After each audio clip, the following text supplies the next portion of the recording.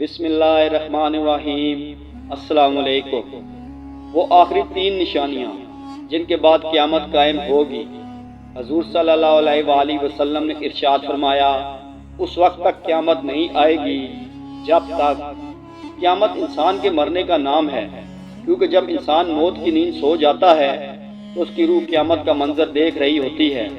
علامات قیامت سے مراد قیامت کی وہ نشانیاں ہیں جو قیامت سے پہلے ظاہر ہوں گی۔ احادیث میں قیامت کی بہت سی علامات ملتی ہیں اور قیامت سے پہلے کے بہت سے حالات احادیث میں بیان کیے گئے ہیں، جیسے دنیا میں ظلم و جبر عام ہونا، امام مہدی کا ظہور ہونا وغیرہ۔ ناظرین، سورج کا مغرب کی جانب سے طلوع ہونا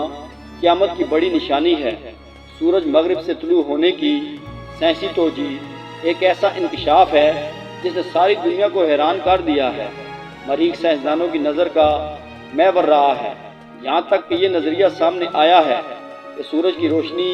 زمین کے بعد مریخ پر پڑتی ہے، اس لیے وہاں زندگی کے آثار موجود ہیں۔ سیارہ مریخ میں دانشمندوں نے جو عجیب ترین چیز کا مشاہدہ کیا ہے وہ یہ ہے کہ گزشتہ سال جولائی کے مہینے میں مریخ کی رفتار اپنے محور پر مشرق کی جانب سست ہو گئی اور آخر میں اس کی رفتار بالکل ہی رک گئی، اور اگست اور ستمبر کے مہینے میں یہ گردش الٹی سمت یعنی مغرب کی سمت بدل گئی اور 29 ستمبر تک الٹی سمت میں جاری رہی۔ ماہرین فلکیات کا کہنا ہے کہ تمام سیاروں میں کیونکہ ایک ہی کثافت پائی جاتی ہے، اس لیے دوسرے تمام سیارے بھی ایک دن الٹی سمت کی جانب حرکت کریں گے۔ ہماری زمین سورج کے سامنے مغرب سے مشرق کی جانب گھوم رہی ہے، جبکہ سورج کی روشنی زمین کے اگلے حصے پر پڑتی ہے تو وہاں دن اور پچھلے حصے میں سورج کی روشنی نہ پڑنے سے رات ہوتی ہے۔ اسی طرح ہماری زمین الٹا گھومنا شروع کرے گی تو جہاں سے سورج غروب ہوگا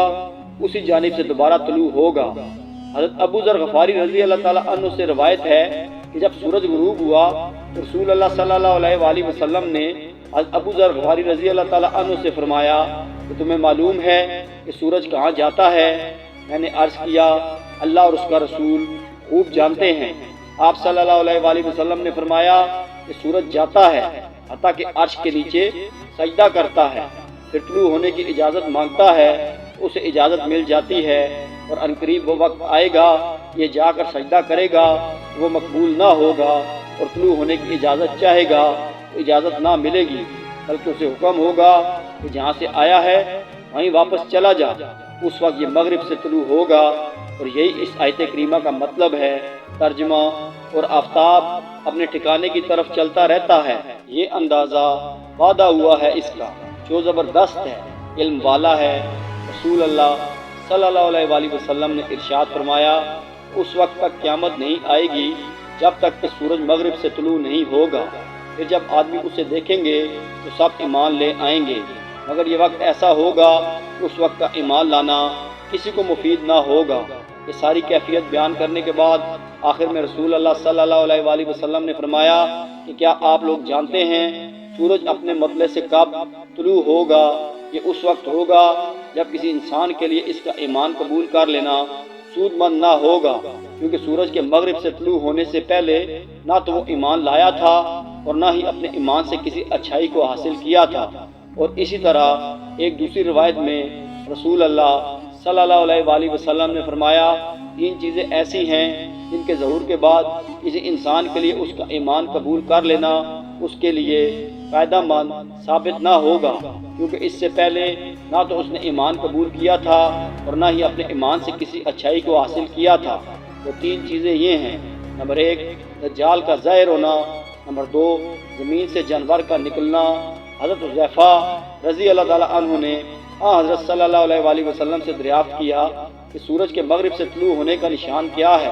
آپ صلی اللہ علیہ وآلہ وسلم نے فرمایا، وہ رات بہت لمبی ہو جائے گی، فقط 2 راتوں کے لوگ معمول کے مطابق اپنے کام کاج میں ہوں گے اور تہجد گزاری میں بھی ستارے اپنی جگہ ٹھہرے ہوئے ہوں گے، پھر لوگ سو جائیں گے، پھر اٹھیں گے، کام میں لگیں گے، پھر سو جائیں گے، پھر اٹھیں گے، لیکن دیکھیں گے کہ نہ ستارے ہٹے ہیں نہ سورج نکلا ہے، کروٹیں دکھنے لگیں گی لیکن صبح نہ ہوگی، اب تو گھبرا جائیں گے اور دہشت زدہ ہو جائیں گے، منتظر ہوں گے کہ کب سورج نکلے، مشرق کی طرف نظریں جمائے ہوئے ہوں گے کہ اچانک مغرب کی طرف سے سورج نکل آئے گا۔ اس وقت تمام روئے زمین کے انسان مسلمان ہو جائیں گے، لیکن اس وقت کا ایمان محض بے معنی ہوگا۔ ایک حدیث مبارکہ میں حضور نبی کریم صلی اللہ علیہ وآلہ وسلم کا ارشاد ہے، اللہ تعالیٰ نے مغرب کی طرف ایک بڑا دروازہ کھول رکھا ہے جس کا عرض 70 سال کا ہے، یہ توبہ کا دروازہ ہے، یہ بند نہ ہوگا جب تک کہ سورج مغرب سے نہ نکلے، اور فرمایا لوگوں پر ایک رات آئے گی جو 3 راتوں کے برابر ہوگی، اسے تہجد گزار جان لیں گے، یہ کھڑے ہوں گے ایک معمول کے مطابق تہجد پڑھ کر